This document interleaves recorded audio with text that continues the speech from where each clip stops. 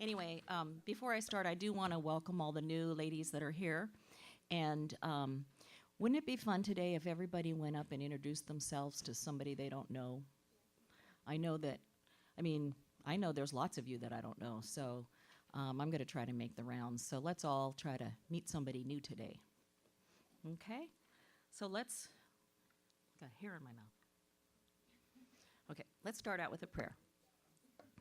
Lord God, I thank you so much for this day. I just thank you for MOPS. I love to come and just be with these lovely ladies and just spend time with them and hear the things that they're going through and just to fellowship with them. And I think it's so wonderful that we can get together as women and have our children taken care of so that we can spend time together. And I just pray, Lord, that you would speak through me this morning and just give me the words that you want me to say. And we just love you and thank you that we have your word to guide us through our life. In Jesus' name, amen. So it's my turn again. I bet you think it's no big deal for us to stand up here and give you a devotion. But it's actually kind of challenging. And so I was praying, gosh, what can I talk about? What can I talk about? And the Lord put on my heart one word, and it was the word weary. So I'm not really sure why, if he was speaking to me personally or whether he thought some of you out there get weary. But that's what I'm going to talk to you about today. And I don't know about you, but I have times when I feel weary, and I don't even have kids at home. But if you know me, you know I have lots of animals, and they can make me weary. Most of you have 2, 3, and 4 kids, and if you have only one, you're probably one of the pregnant women in here today. And I also know, because I experienced this, but a strong-willed child can make you very weary. Those are the ones that don't do what you tell them to do, and they have a mind of their own. Sometimes I see children who look like they are running the family because the parents have become too weary in trying to discipline them. Just wait until those children become teenagers, and then it's too late. I'm going to read to you some scripture verses that I found when I was looking up weary and just touch on them a little bit. But Psalm 69:3 says, I am weary with crying. My throat is dry. My eyes fail while I wait for my God. And I wonder, is that any of us, that we just get weary with crying? And I love Isaiah 40:31, which says, but those who wait on the Lord shall renew their strength. They shall mount up with wings like eagles. They shall run and not be weary. They shall walk and not faint. Isn't that a beautiful picture? Have you ever watched an eagle fly? They just soar through the air with so much ease and grace, looking like they have no worries or cares in the world. They don't even worry about where they're going to get their next little piece of food. And to walk and not faint, do you ever feel like you just want to collapse? How comforting to know that the Lord can renew our strength. Jeremiah 6:11 says, I am weary of holding it in.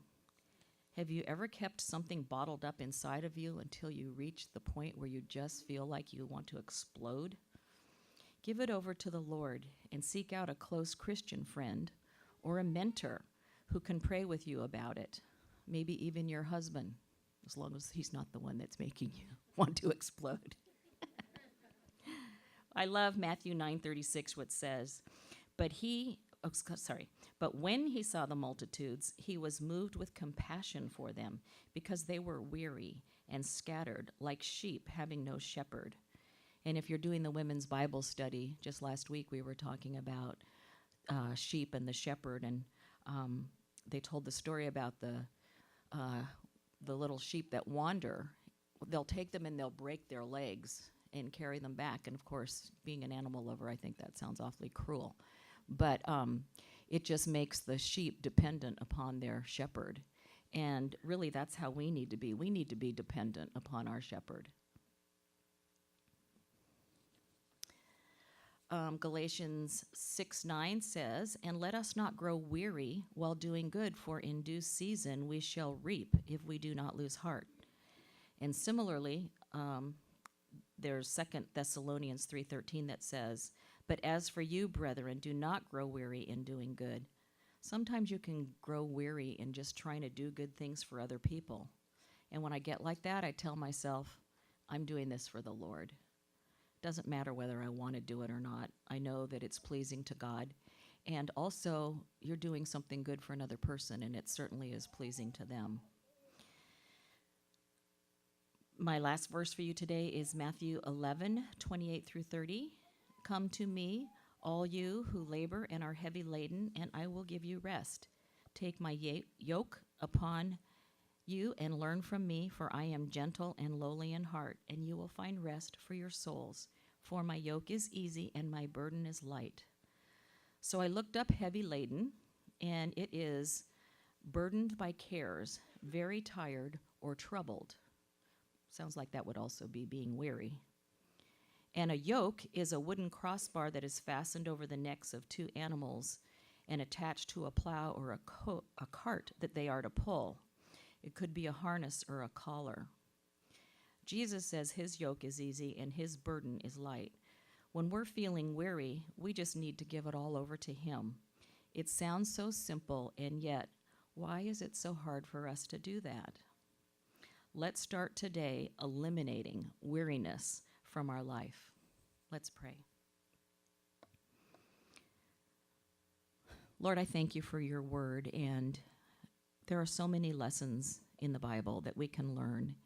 And I just pray today that each woman would look at their life and see what is making them weary, and that they could give that over to you, and they could just eliminate that from their life. It just brings us down and just takes our focus off of you and other things that we need to be paying attention to in our daily life. So I thank you for this time. I just pray that you would bless our fellowship this morning and our conversations, and just ask you to protect us as we go about our day today. In Jesus' name, amen.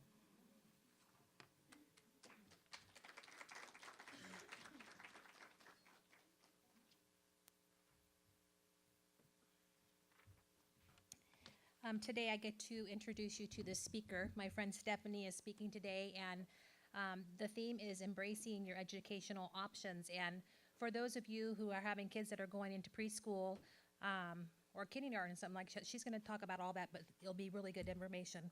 I'm going to read her bio because I didn't memorize it.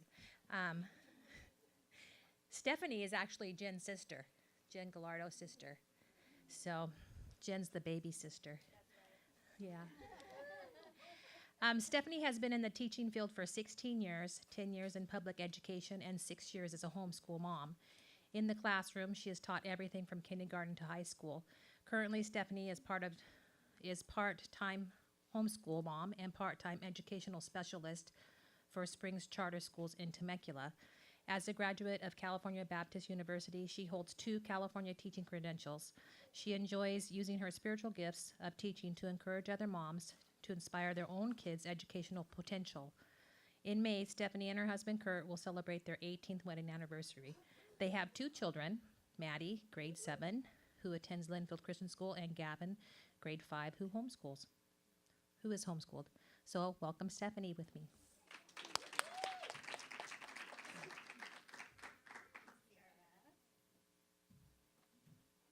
Hi, ladies. How are you? Good. I gotta set this somewhere. Yesterday I had no voice, so I'm happy to have the half a voice I have today. So you'll have to just grin and bear it for me. I'm sorry, it doesn't sound too great. Usually my sister and I sound exactly alike, but today we probably sound a little different just because of my hoarseness. So yeah, my claim to fame probably in this room is that I'm Jen's sister. Most importantly, I'm Duke and Dakota's Aunt Tutu. And they are rock stars. They are my favorite people in the world. So anyhow, I just want to say I'm so blessed to be here today. One of my biggest passions in life is just helping other moms tap into their kids' educational potential. And thankfully, God has allowed that heartbeat of mine to mesh beautifully with my profession. And he's just carved out this special little job for me this is what I get to do as a career. And so I do talks like this often for mommies of kindergartners and mommies of high schoolers too, just getting them through the day. So I'm so excited to be here for you today. I do want to give you a disclaimer.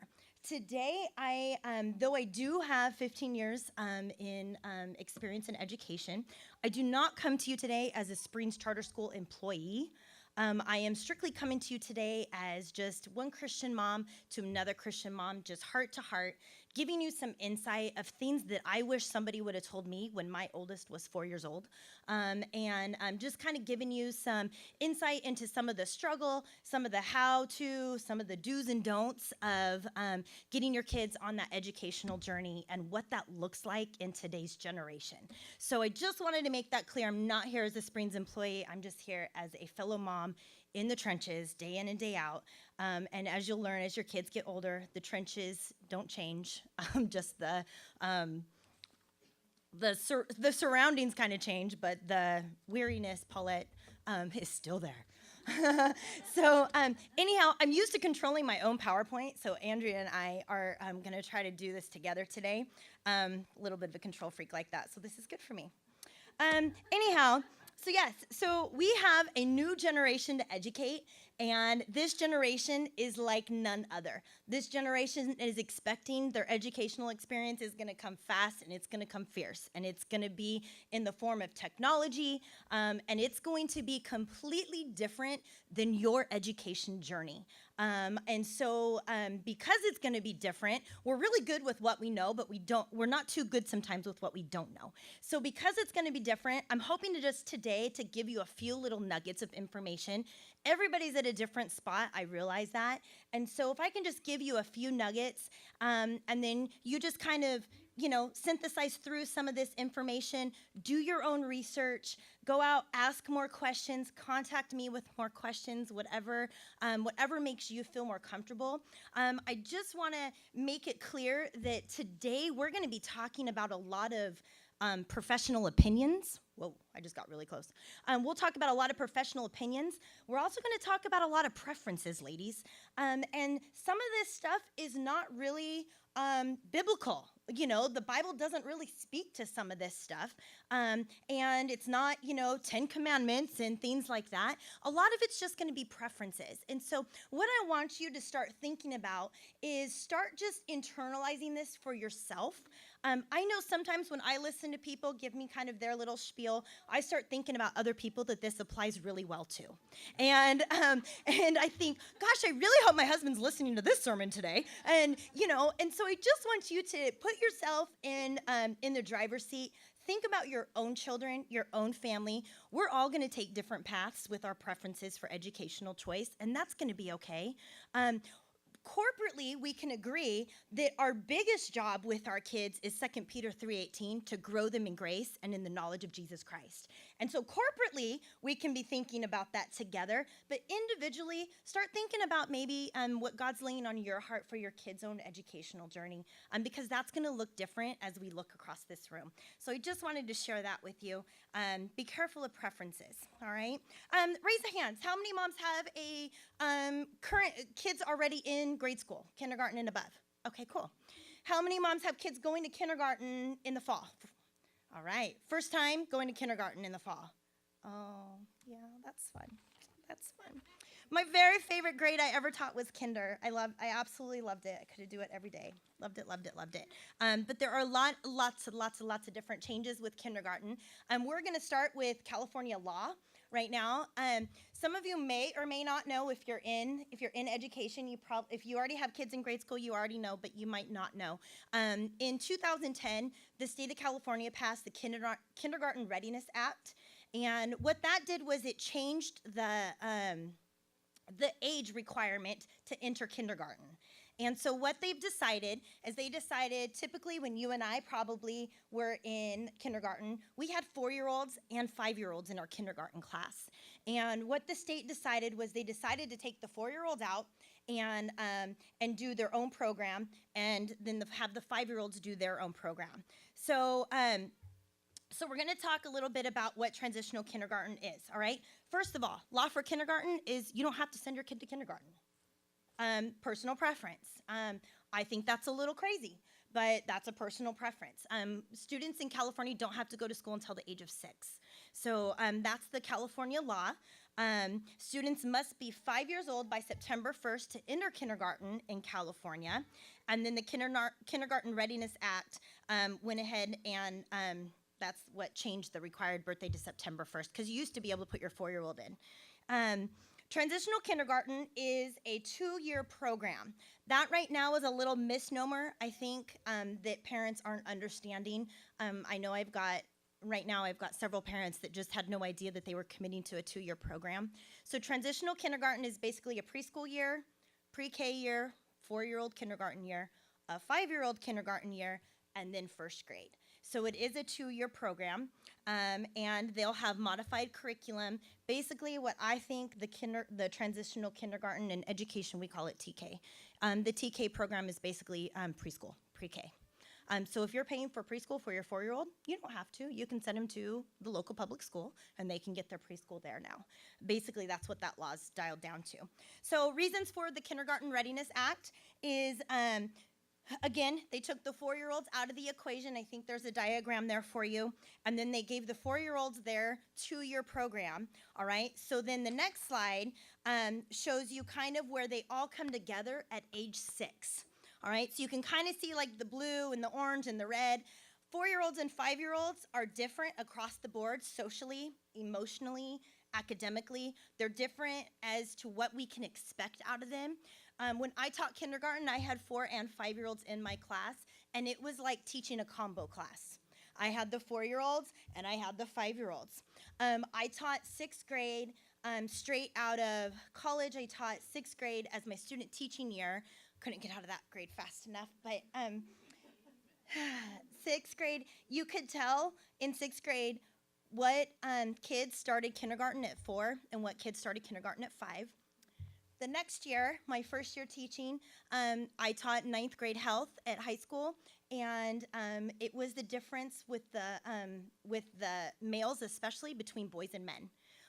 What boys started kindergarten at 4 years old and what boys started kindergarten at 5. I mean, we went from peach fuzz in the room to like full-on shaving beards.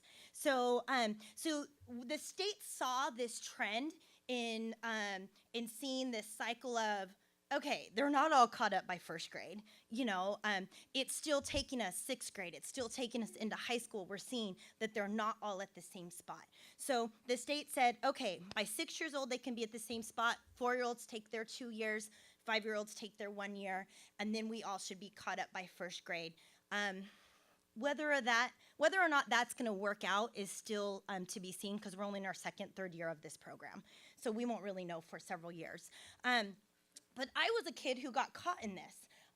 We went to Texas, and I was 4 years old in August, September in Texas, and they wouldn't let me start kindergarten because Texas has different laws. Turned 5 in October. 6 months later, we moved back to California. Since I was 5 years old, they put me into school in May. I had 6 weeks of kindergarten. They put me into first grade the following year. Not because I was an Einstein child, just because that's California law. When I graduated from high school, I was 17 years old, off to college. My parents had to sign a waiver saying that a minor could live on campus at college. Turned 18 3 months into my freshman year of college, graduated high school at 21, and when I was teaching 9th graders, when I was teaching high school, I had 18-year-olds in my class, and I was 21 years old. That's scary. All right, so I was a kid who kind of got caught up in this. The trend is girls tend to deal with it better than boys. So if you have a kid who kind of gets caught in this 4-year-old, 5-year-old scenario, and it's a boy, my professional opinion is you should send him to TK and give him that 2 years, or you should just hold him until he's able to go into kindergarten at 5, almost 6. That's my professional opinion. You could poll lots of kindergarten teachers; they'd probably agree with me. But I know your little Johnny's super smart, and he's probably ready for kindergarten at 4 years old. So that's kind of what it comes down to. We've had those conversations. So anyway, so that's kind of the California law. And so how do I get my kid ready for transitional kinder, or how do I get my kid ready for kindergarten? There are a lot of different philosophies out there. You would be surprised, again, if you were to talk to kindergarten teachers, you would probably be surprised to hear that you don't really need to do anything for your kid, not anything. You need to do very little for your kid academically to get them prepared for kindergarten. What is going to prepare them the very best for kindergarten is social experience and emotional experience. Those are the two key factors that will play into their kindergarten year.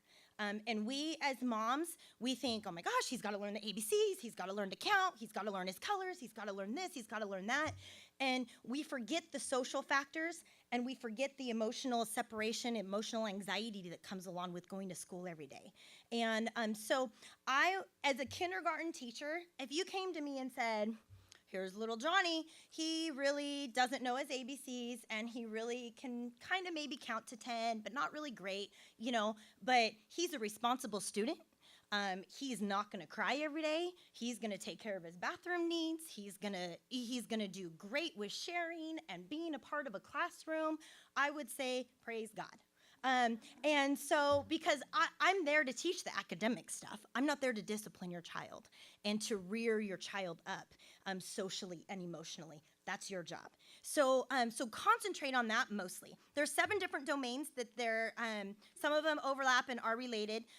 Language development, cognitive skills, that's brain, academics, social behavior, gross motor skills, personal care, technological awareness, because we're educating a different generation, and fine motor skill development. All right, so we're going to go through each of these quickly. Language milestones for your 4 to 5-year-old. And this is not a telltale, all-inclusive. This is just kind of the main points for language milestones. They can recall parts of a story. Recalling parts of a story, though, ladies, is not just comprehension, answering yes or no questions. Recalling parts of the story is them verbally being able to almost retell the story the gist of the story back to you. It's not just answering yes or no questions. So they can speak sentences in more than 5 words, get their point across. They can use future tense in their words. They can use plurals in speaking about things. They start telling longer stories than a 3 or 4-year-old, and they can say their first and their last name. So that's very, very, very important. Cognitive milestones, all right, these again, if I were to weigh them out on what's most important, these on my list are not as nearly important as some of the other ones we'll talk about. But yes, they should be able to, you should developmentally be at this spot with your child. They should be able to count 10 or more objects.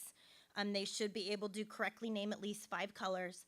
That's your primary, your red, yellow, blue, green, and then an abstract color, pink, gray, black, something like that.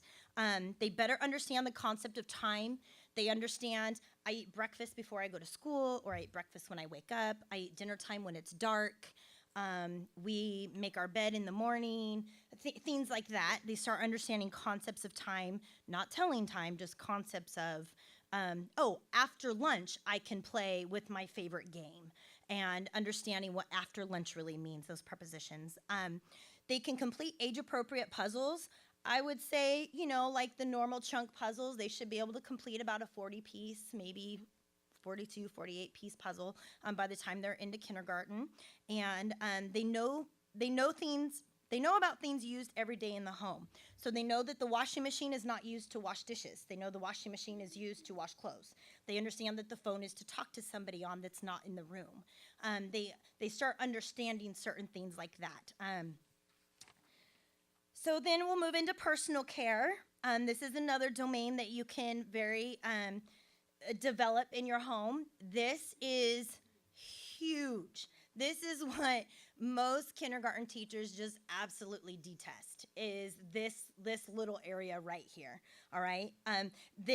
This holds a kindergarten class back big time, and I would say this little chunk of personal care is probably exactly what the state decided was the difference between a 4-year-old and 5-year-old.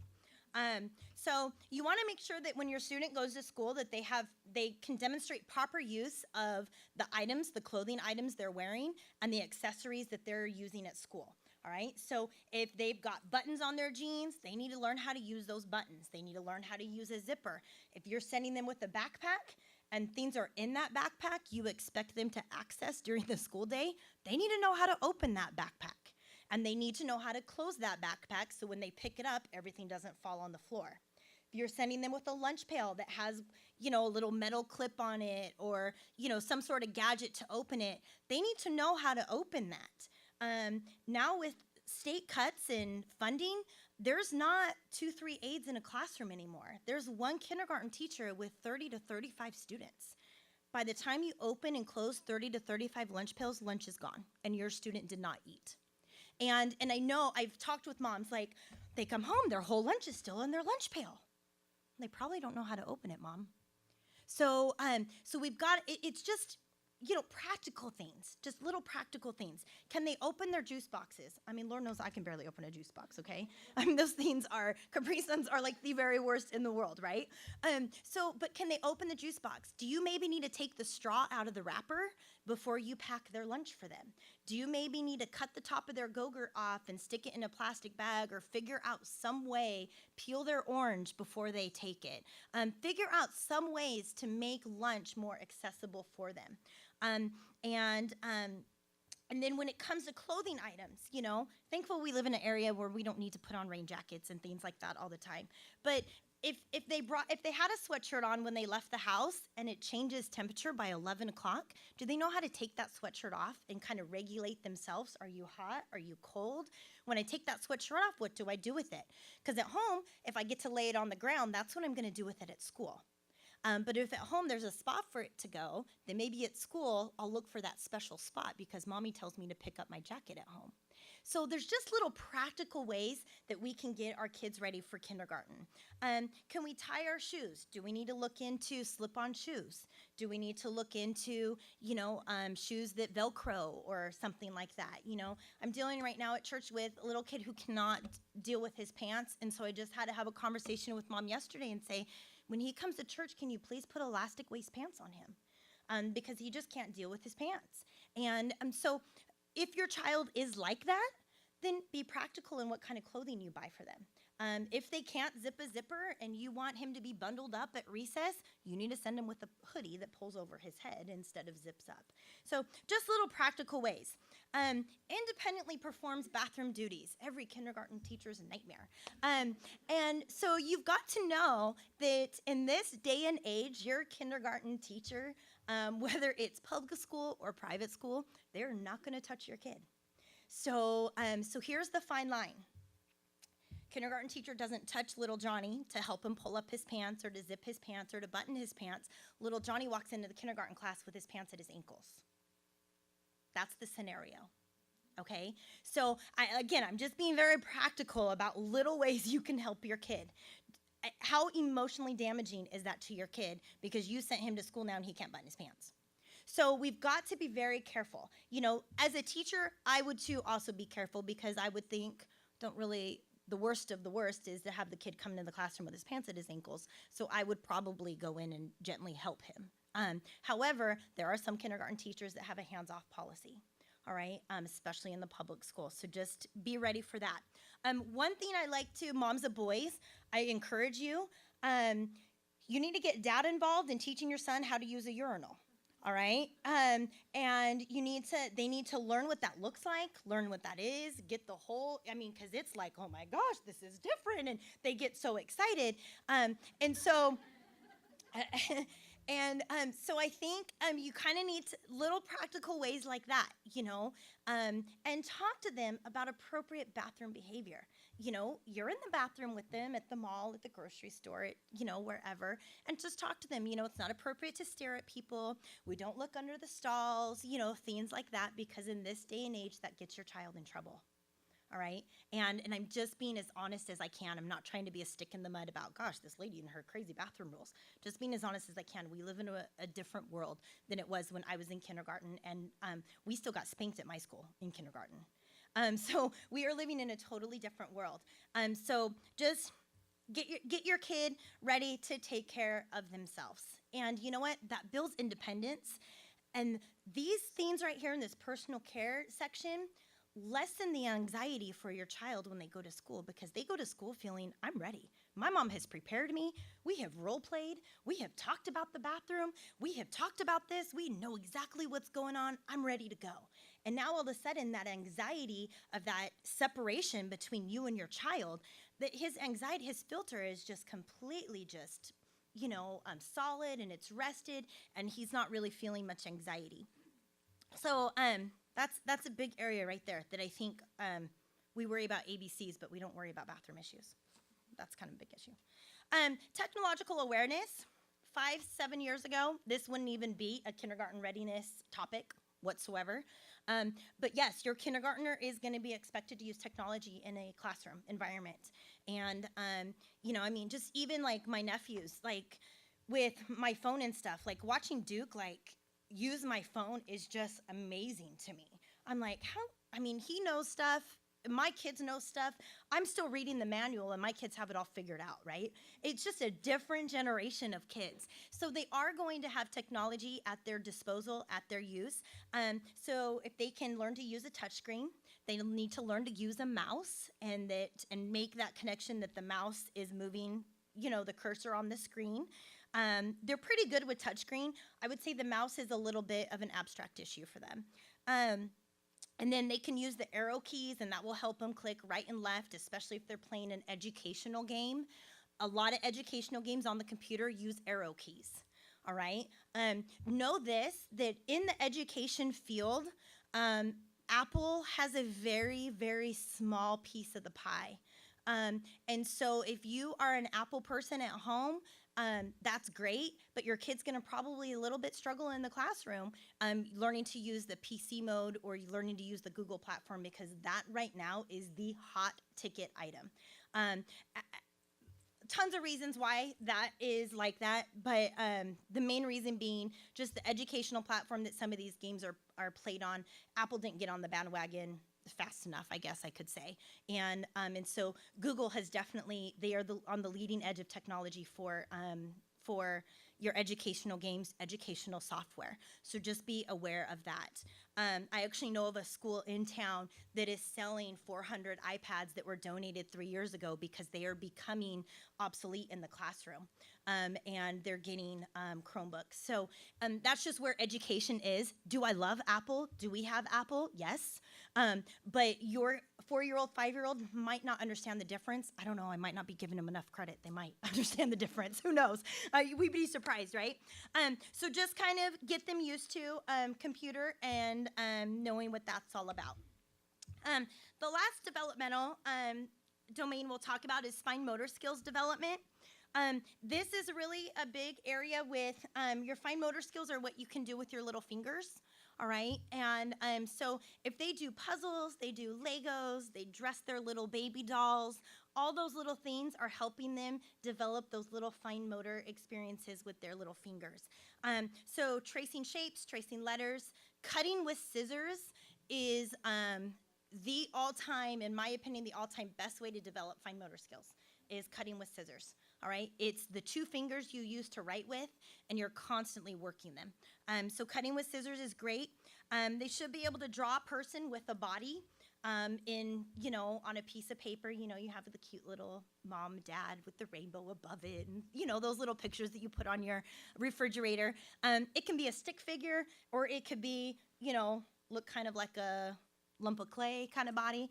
But they should be able to do that. They should be able to write their name. With writing their name, let me just give you a little hint. When your child learns to write their name, start always with them writing their first letter in a capital and the rest follow in lowercase.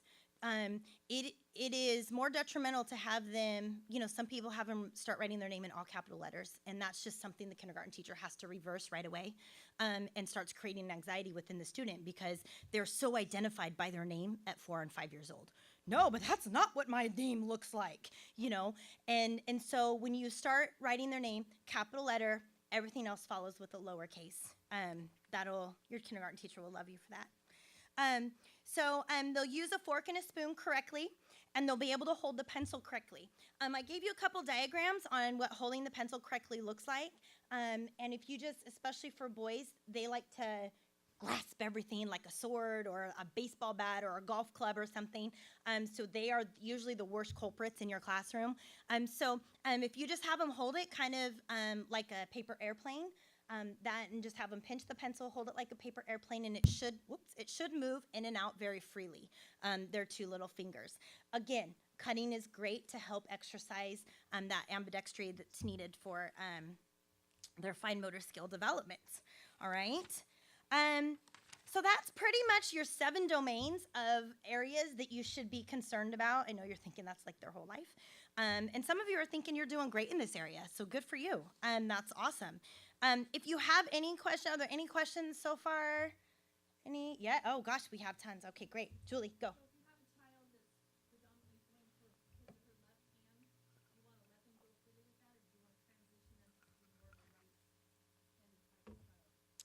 Well, I think left-handers are left-handers for a reason. My sister is left-handed, and her personality is so left-handed, it's ridiculous. And so, I would say, and Jen would speak to this, my parents were really good at learning how to teach a left-hander something. So when you're teaching a left-hander to do something, you want to stand in front of them. So it's kind of like a mirror image instead of beside them. All right. And I learned that just because I had a sister in the home that was left-handed, and she had all kinds of signs in her room. Left-handers do things the right way. And if you know her, you know that she loved being a little different like that, left-handed. So, but yes, and then like with spiral notebooks, they're always going to have that spiral is in their way. There's left-handed notebooks you could buy that put the spiral on the right side. There's scissors. Obviously, scissors are an issue. And so just little things like that. Google is a wonderful thing. So if you have a left-hander, Google how to help a left-handed child. But I don't think you need to change it. Absolutely. Yeah. The more you communicate with your teacher, the better. You might come across a little like you're a little overbearing, but I'd rather be overbearing than underbearing, for sure, because I don't want my kid to get lost in that 35 kids. I want her to know exactly what my kids' behaviors are. You had mentioned a transitional finger, and I know last year was for October 31st and December 1st, and this year they're doing one more month.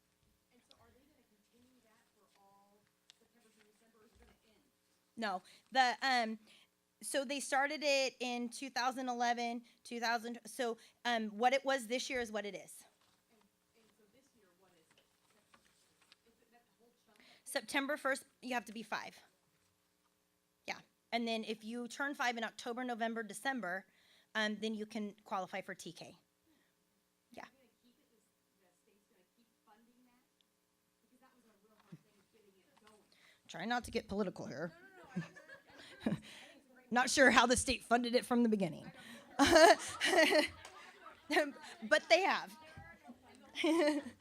But they have. I don't know why they thought it was a great idea to pay for everybody's preschool, but basically that's what it's turned into. Yeah. I don't know. For now, that's what we are looking for next year. But this year we got some curveballs thrown at us with other things. So, we'll see. Yeah. Anybody else? Questions so far? Awesome.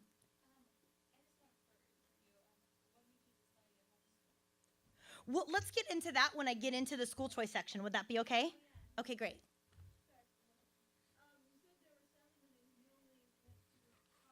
Sweet. Oh, I might have skipped a whole slide. Did I skip a whole slide, Andrea? Go back to the one that says social behavior and gross motor skills.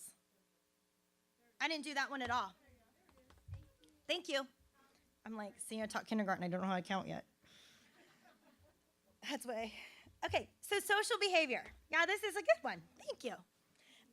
So in social behavior, we learn to recognize authority, all right? Kids learn to recognize who the teacher is in the classroom, who's the one setting the rules, who they need to follow. They learn that they can start sharing with their friends. A 3-year-old is a horrible sharer. A 4 and 5-year-old should start getting better at sharing. Some of you moms are shaking your heads. That means you have a 3-year-old. They start to role play a little bit more. They start to role play. They start to say, oh, I can dress up like a fireman. I can dress up like a doctor. I can, come save the day as the superhero. So they start to role play a little bit more. They typically like to sing and dance and do art. Some of your boys are never going to like to sing or dance because my son never did. But typically, they like to sing or dance. They start showing a little bit more independence, that they're getting things. They're kind of getting life. They are potty trained now. They can brush their own teeth, things like that. And they start understanding that actions have cause and effect behaviors to them. They start understanding consequences and rewards, and they're going to understand that even better, quite frankly, if you make that a platform in your home. If you start a reward system, I always ran my classroom on a reward system, not a consequence system. I figured if 34 kids are doing this, that's who I want to concentrate on, not on little Johnny who's over here, blowing up the Legos. And after a while, little Johnny starts catching on that, hey, I'm missing out on all these benefits over here, and his behavior starts to change. So I would absolutely encourage you to get a sticker chart going or something. We had a little Velcro chart, and the kids moved their chores from had to be completed to completed. Brush your teeth. My sister started one that's great. They have to even do like a house chore a day, so they either have to help with sweeping, and I guarantee you, Dakota does not sweep as well as my sister does. All right, but he's doing it. And he's understanding he is a part of that family. I tell my kids, I have 2 kids, there's 4 of us in the house. You are 1/4 of this family, and you need to pull your weight. And if they don't want to make their bed, I'm kind of crazy, and I feel like then they don't need sheets on their bed.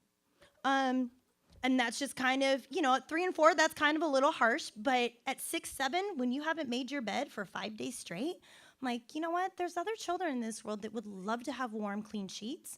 And if you don't want to be a good steward of the things that God's given you, then we'll just take that away. That's fine. I don't yell and scream about it. That's just kind of, I'm very hot and cold, very black and white with things like that. So get your kids on board with helping with chores. Get them on board with helping with certain behaviors. They use their manners, can be a sticker, things like that. That's also going to help them in the classroom, because that's how their classroom is going to be driven.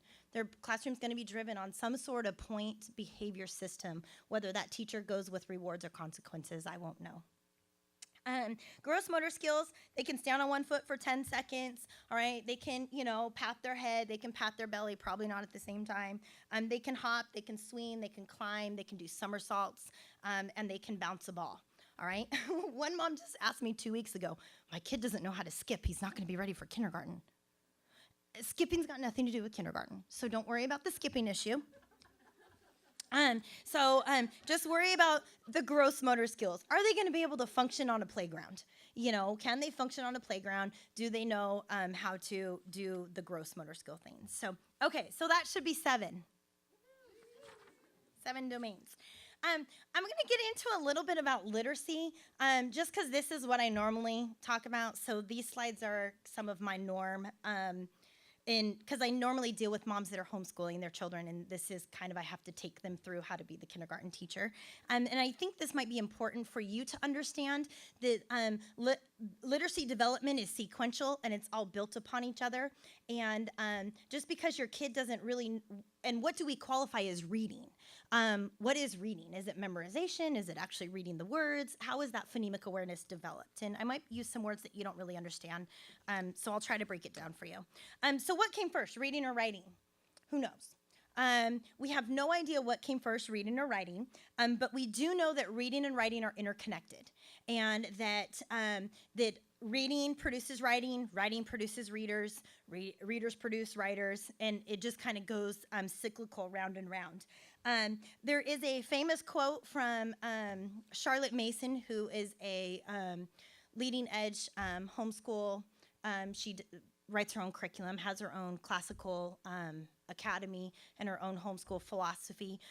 She is quoted many times saying that readers are developed on the laps of their mommies reading to them. And so if you don't like to read, Mom, you need to learn to read, learn to love reading really quick for the sake of your child. I hear a lot of people say, oh, I don't like reading. I hope my kids love to read. Well, if you don't like reading, your kids might not like reading. And so maybe that's your little nugget today, that you need to embrace reading a little bit more and reading out loud to your children. I think in this technology day and age, we kind of have a lot of things that we'll read to our child. And I think that's a little dangerous. So just be careful with that. Reading aloud enhances language acquisition. All right, it helps your child understand language better, and it helps enhance their vocabulary, and it teaches the relationship between oral language and written language. It teaches that these letters on this page say something, and they mean something, and they all look different, so they all sound different. So it teaches that in a real basic form. Reading readiness, letter recognition should happen within the kindergarten year. Unless if it's already happened before then, because you've been doing some preschool things or whatever, then that's awesome. But preparing to read happens in their pre-kinder year or their transitional kindergarten year. Their preschool years is preparing to read. So just make sure when your kids are reading, and they're role playing what you sound like. I mean, have your kids ever sat down and they're like reading to their teddy bears or something like that, and they don't even know that what they're reading is right? They're just looking at the pictures and guessing. Or they've heard you read the book a million times and know the story. Make sure they're holding the book upright. Have them start tracking with their fingers that we're moving, that we're moving across the page. The text moves from, the left to right. I think I put that wrong on there. Yes. I think that's wrong on there. That's what I was thinking of, because I thought, text doesn't move right to left. And it moves top to bottom.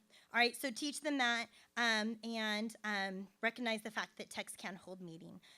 So their phonemic awareness is just going to come from that. Phonemic awareness is just understanding that chunks of letters together make special sounds in words together.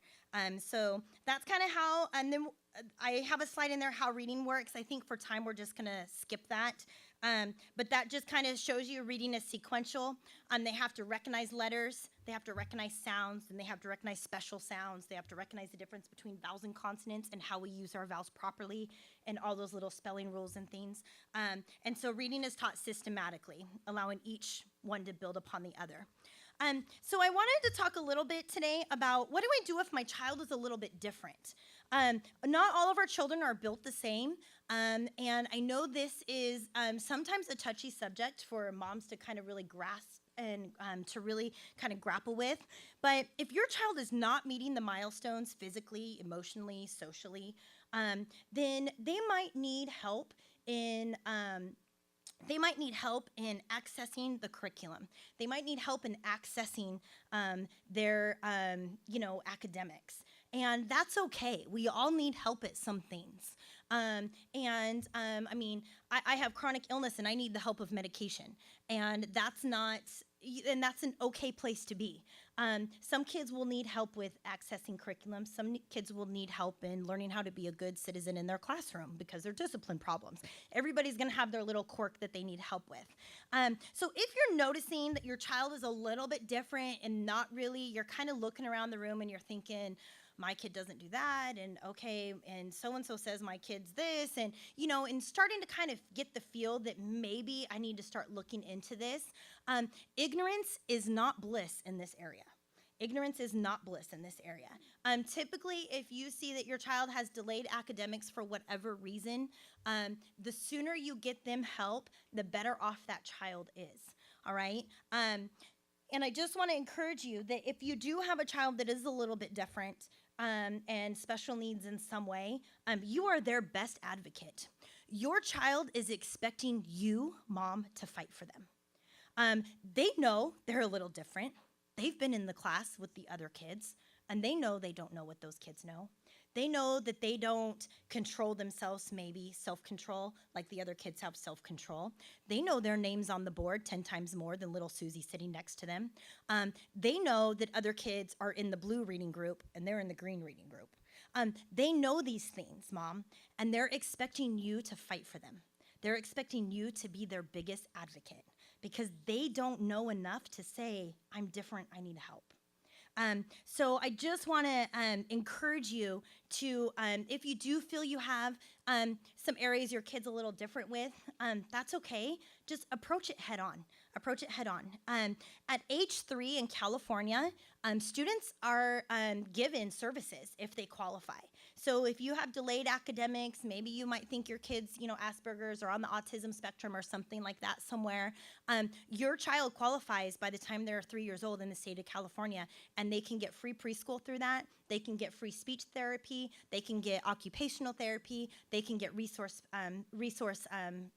specialist tutoring once a week to get them through that hump. The biggest gift you're going to give them is, if your child is in this category, is addressing this problem early. I've seen parents that just ignore until their 3rd or 4th grade, and now it's a bigger problem than it was when they were 3. But if you can address the problem early by the time they're 3 years old, typically, if it's just a real minor issue, it's worked out by the time kindergarten even approaches. All right. So because if they are in kinder, 1st grade, 2nd grade, and they are falling behind, we have the law, No Child Left Behind. NCLB will say that they still go into 1st grade, even if they're behind, because they have to track with the same students. So anyhow, IEP will help set that individualized education program, will help set some parameters as to what the school can help with your child. And I will just give you this as a caveat. If you do have a child with special needs that needs an IEP, private school is probably not the best place for them because they just don't have the services. All right. I'm gonna skip the play and work because I think I only have like 10 minutes left. Is this true? Okay, so I'm going to skip the play and work. Just know that between 4 and 5 years old, preschoolers discovered that they share similar interests with other kids like them, and they start to discuss and negotiate and strategize ways that they can connect and collaborate together. And that is their schoolwork at that age, is just that corporate play. And there's different ways that you'll see kids engaged in that. Again, if your kid is not engaging in some of those things, that might be a key indicator that he's a little or she's a little bit different. You might want to look into that. Just some my advice to keep in mind regarding kindergarten readiness is there's no perfect formula. These are just guidelines. These are just opinions.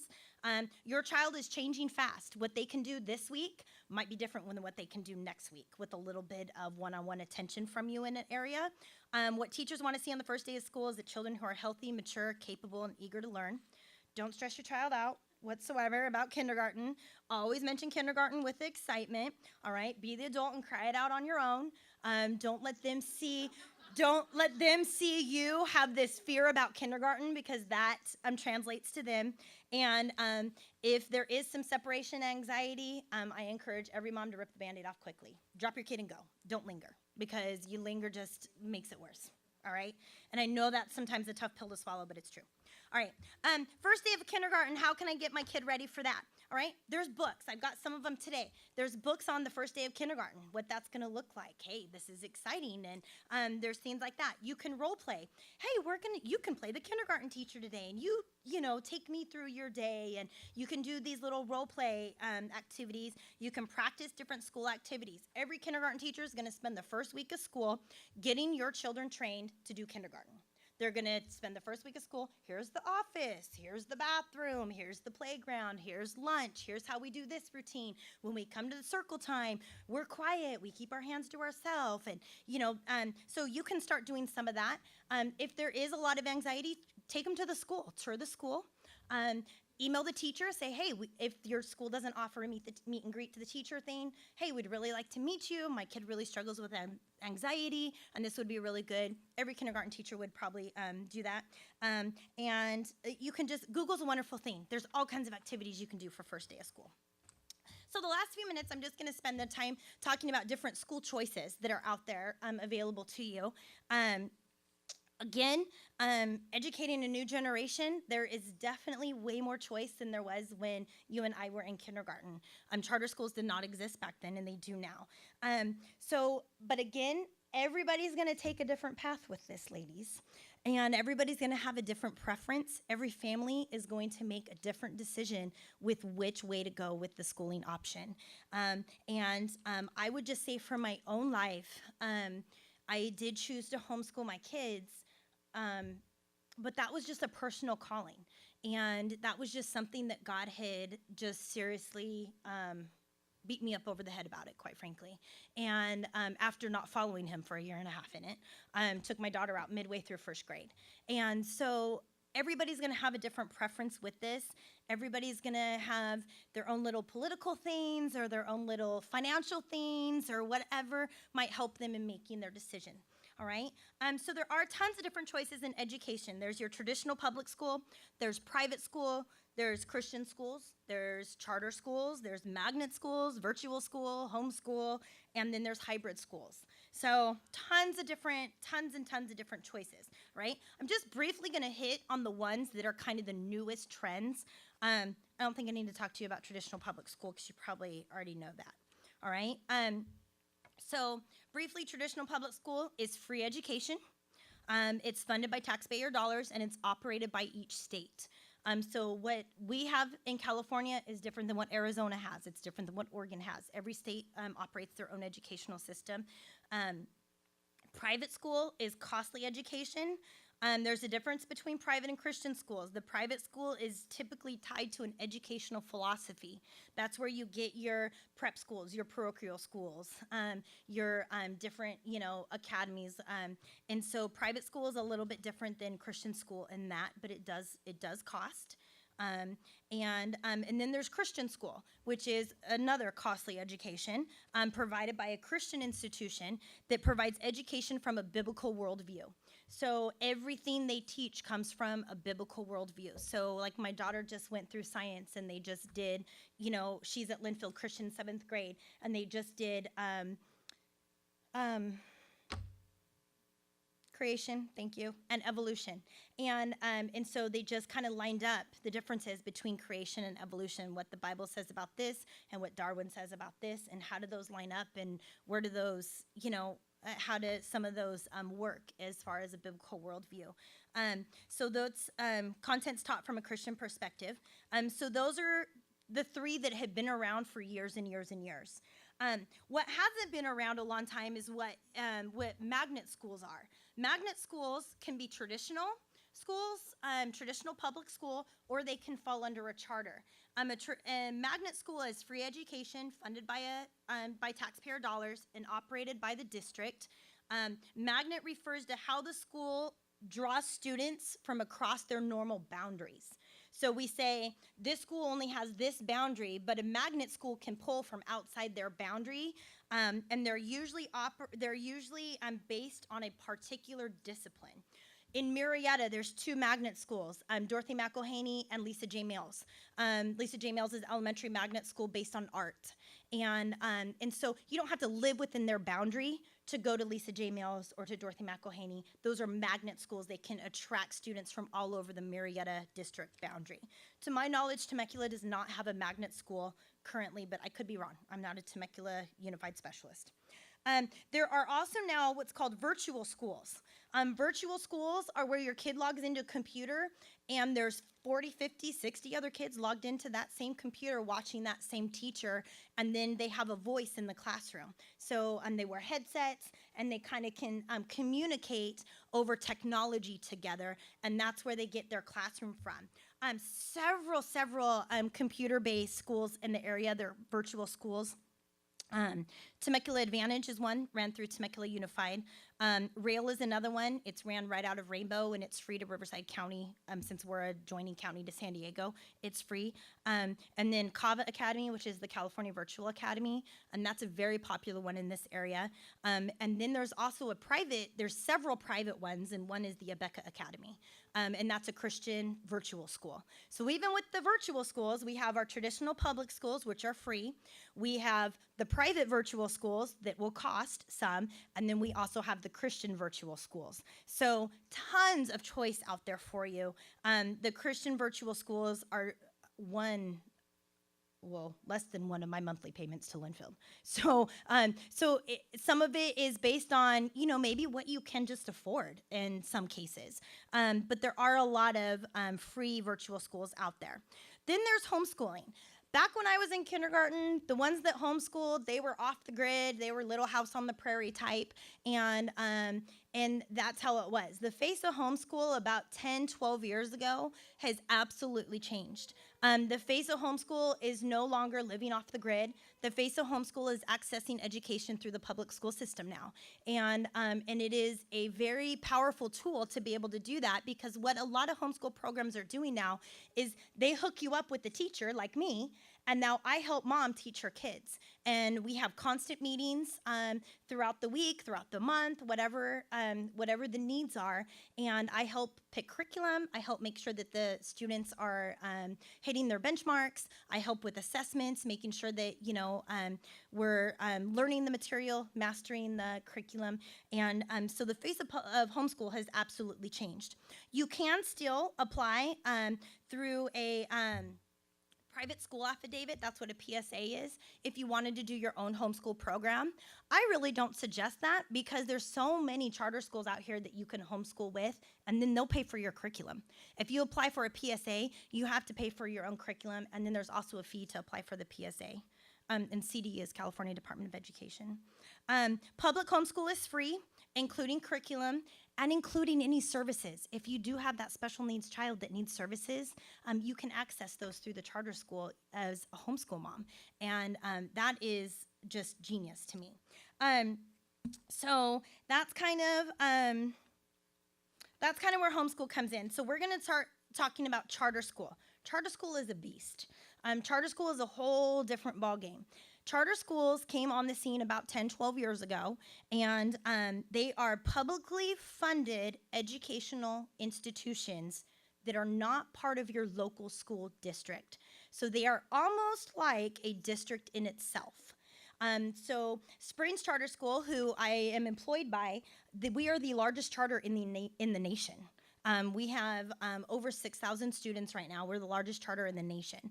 And so tons and tons of big, I think even Julian Charter School around here is in the top 5 in the nation. So we have a lot of really strong charter schools around here that you can identify yourself with. Charter schools are sponsored by a school district, but they're not ran by a school district. That's a little bit of a misnomer out there. So they're usually sponsored by a school district, but we're not ran by that school district. We have our own accounting, we have our own policies, we have our own benchmarks, things of that nature. Usually a charter school has several schools within a school. For instance, Springs Charter Schools has about 15 different schools within their school. One of them is just right across the street here. And across the street here, they have 3 different schools at that site. So what they've done is they've taken education and they've tailored it and said, okay, this is great for the art kids. This is great for the science kids. This is great for the classical minds kids. This is great for the kids that like, or moms that like Bob Jones University and like to have a leadership kind of model. And so they've taken these academies and they've built them around a specific philosophy. So this charter school as a whole will have like 15 different philosophies that it serves. Montessori is another philosophy. Classical minds is another philosophy. Lots of different philosophies out there. I'm not going to talk to you about all those. You can Google all of them, just philosophies of education, and a million will come up. The beauty about charter school that I absolutely love is that teachers are at-will employees in the charter school system. They are not contracted. I was fortunate enough to get tenure my first year when I taught with Riverside Unified. But there were a lot of teachers I taught with did not deserve tenure. And they were teaching next door to me in the classroom, sipping their coffee, just buying their time for retirement. So there's a different type of teacher in the charter school program, in my opinion. If we want to look at it politically speaking, if we want to separate things between Democrat, Republican, most of your Democratic teachers are in the public school. Most of your Republican teachers are in the charter school system. So again, you can just, decide who you want to affiliate with, a personal choice, but there is no teacher union in the charter school program. We are all at-will employees. I can get a phone call tomorrow and say I've been released of my duties, and I have no recourse whatsoever. So what it comes down to is the service we offer. We become a customer service institution. A charter school becomes a customer service institution instead of just your kid has a number and we're going to track them all the way till their 12th grade. So we become very customer service based. So the service I offer my families, I'm trying to keep them in the charter school system because I know they have a public school around the corner from their house that they could go to. So it's just a whole different way of approaching education. My philosophy is I absolutely love it, but you might not, and that's okay. We can agree to disagree on the subject. But within the charter schools, there are a bunch of hybrid academies that I just wanted to make you mindful of. The hybrid academies fall under a charter, and what we mean by hybrid is we kind of mix both worlds. We mix classroom education and homeschool education.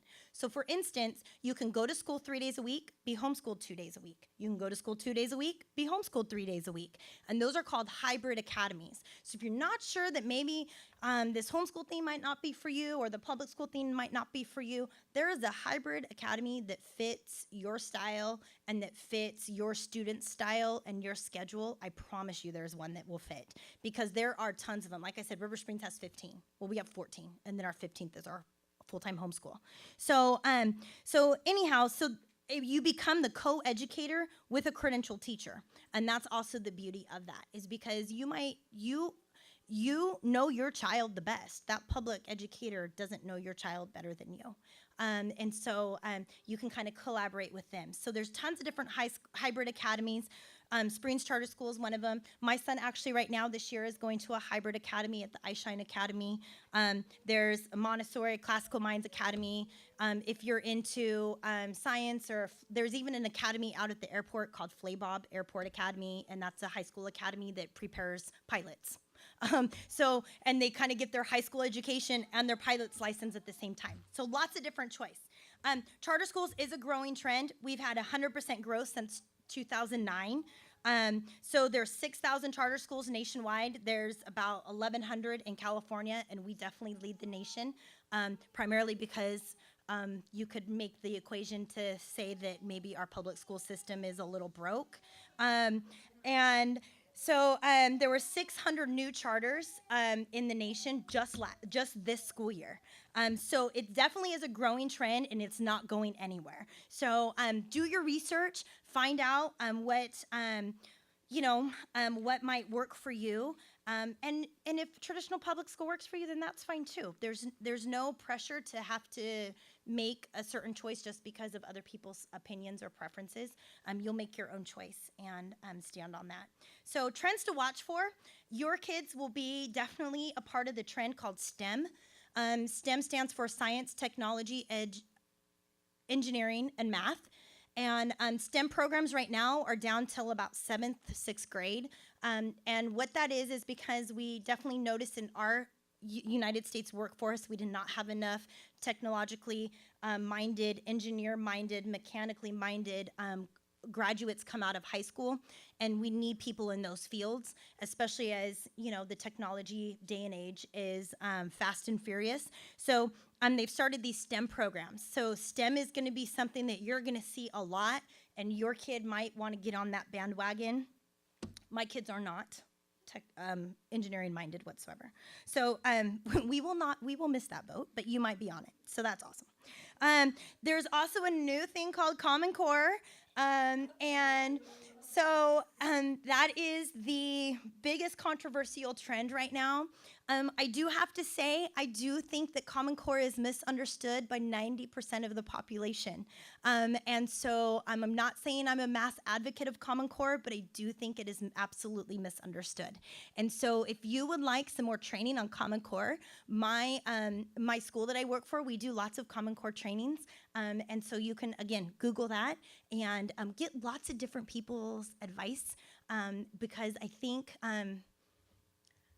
I'll just say it's misunderstood. I have studied it. I've studied it well. I've studied it in depth. I like a lot of components to it. I don't like some components, but I also don't like some components to our state standards too. So I wish that in a perfect world they could mesh together better instead of just throwing the baby out with the bathwater, but that's not what they decided to do. So that is kind of the controversial trend right now. So just kind of look for that. Again, keep an open mind. Don't just take somebody else's advice on that, ladies, all right? My advice for educational choice is stay balanced. Stay balanced. Stay the course that God has called your family to take. There is no perfect school. As soon as I walk into that school, it's not perfect because I'm not perfect. As soon as you walk into that school, it becomes an imperfect school because you're not perfect either. None of us are perfect, not one. And so there is not going to be a perfect school choice for you. Each family is going to choose a different path. Allow God to direct that path, and then be confident in the path God gave you. Don't veer right to left just because your new neighbor says this is the best thing ever. Be confident in the path that God has directed you. And then this is the hard part, don't judge others' path, right? I'm a homeschool mom, and I think homeschool moms are the very most judgmental of all.